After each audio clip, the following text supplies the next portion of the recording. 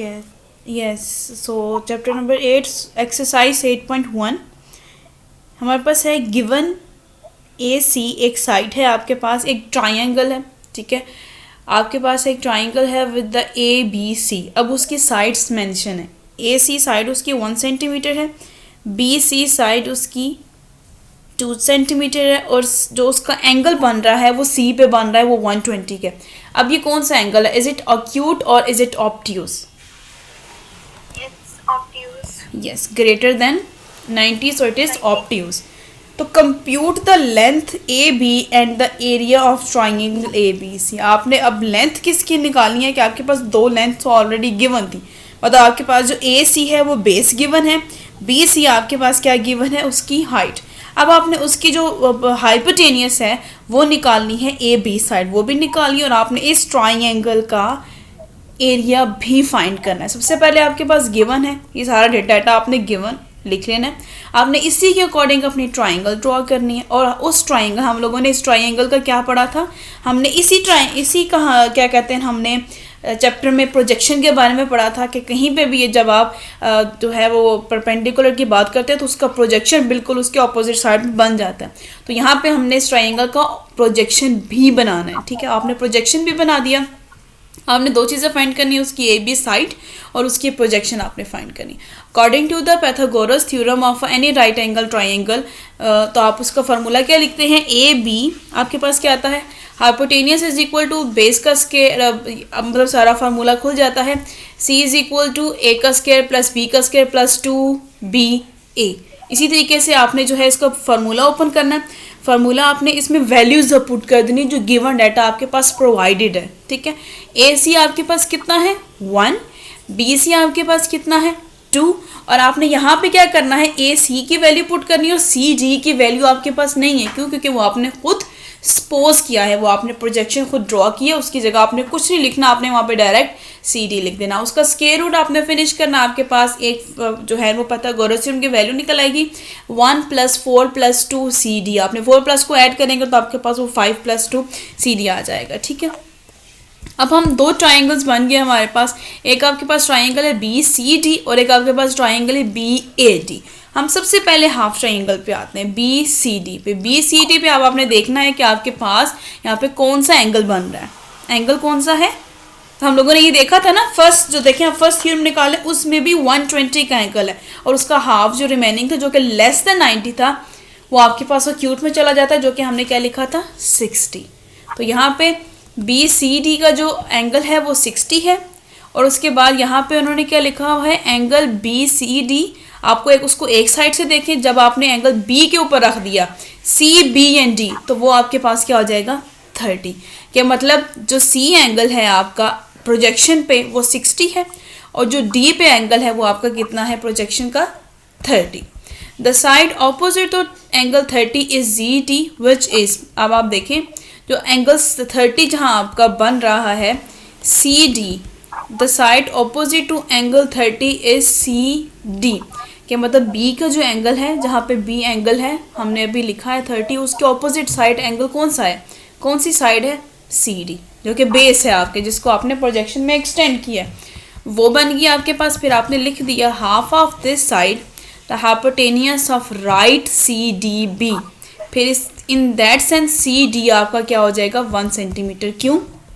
क्योंकि आपके पास देखें उन्होंने यहाँ पे लिखा है the side opposite to angle 30 is C D which is half of the C B. क्या मतलब अगर 60 का जो एंगल था जो सी पे बन रहा था उसके ऑपोजिट में बी का एंगल था, तो इसका मतलब 60 का हाफ कौन सा था? 30 का हाफ 60 का हाफ 30 था। तो इसका मतलब अगर हमने उसका हाफ निकाला तो वो वाली साइड आपके पास क्या बनी? Half of the C B. यहाँ से देखें half of the C B, ये हो गया आपके पास। फिर आपने यहाँ पे मेंशन कर दिया C B the hypotenuse of the right. फिर इस ट्राइंगल सी डी बी, यहाँ की जो हाइपोटेनियस है सी बी, ये किसके इक्वल हो जाएगी? 1 सेंटीमीटर की। फिर by putting the value of C D, आपने वैल्यू सी डी की निकाल के इक्वेशन नंबर 1 में जब सी डी की वैल्यू पुट कर दी तो आपके पास ए बी स्केयर, उसको सॉल्व करके आपके पास 7 आ गया। उसका जब आपने square root, taking square root on both side, तो आपके पास ए बी साइड आ गई, वो कितनी आ गई? 2.6 6 को आपने जो है वो क्या कहते हैं, इसको क्या करते हैं हम लोग, नहीं 2.6 आ गया ना, 6 को हम लोग राउंड ऑफ करेंगे तो आपके पास 3 आ जाएगा। तो आपकी ए बी साइड जो कि आपने फाइंड करनी थी वो आपके पास ए बी 3 आ गई है, ठीक है। इसका भी आसान तरीका क्या था, हमारे पास क्या था, बेस और परपेंडिकुलर गिवन था, इस दोनों को ऐड करते हमारे पास ये आ जाती है। देखिए अगर दोनों को ऐड करें तभी 3 आ रहा है, सॉल्व कर रहे हैं तभी 3 आ रहा है, आपके पास ये सॉल्व हो गया। अब आपने जो सेकंड चीज़ फाइंड करनी थी वो आपने क्या फाइंड करना था, in area of this right angle triangle. अब आपने क्या करना है, अब आपने सारी चीज़ें मेंशन कर देनी, 1 सेंटीमीटर लिख दिया, 2 सेंटीमीटर, दूसरी तरफ भी 2 सेंटीमीटर, आपके पास जो डाटा गिवन था आपने इसको कंक्लूड कर दिया। ये वो वाली ट्राइंगल ली है आपने जिसकी आपने प्रोजेक्शन बनाई थी, देखें CGB, ये आपने इस ट्राइंगल का लिया CBD, इसमें आपने ऊपर 30 एंगल मेंशन किया है, नीचे 60 एंगल है, 1 सेंटीमीटर 2 सेंटीमीटर आपने उसको ऑलरेडी मेंशन कर दिया था, आपके पास ये आ गई हुई थी। फिर CB is equal to CD का स्क्वायर प्लस BD का स्क्वायर। CB आपके पास क्या है, hypotenuse is equal to base का स्क्वायर प्लस परपेंडिकुलर का स्क्वायर। फिर आपके पास जो वैल्यूज थी वैल्यू पुट करके BD को साइड पे ले जाके माइनस कर दिया, BD आपके पास हाइट है, उसकी हाइट का स्क्वायर को ख़त्म किया था, taking square root on both side √3 आ गया, ये आपके पास हाइट आ गई। फिर आपने एरिया निकालना है ABC का, अब आपने वहाँ की हाइट निकाल ली क्योंकि आपके पास जो आता है एरिया का फार्मूला वो क्या होता है, 1/2 बेस मल्टीप्लाई बाय हाइट।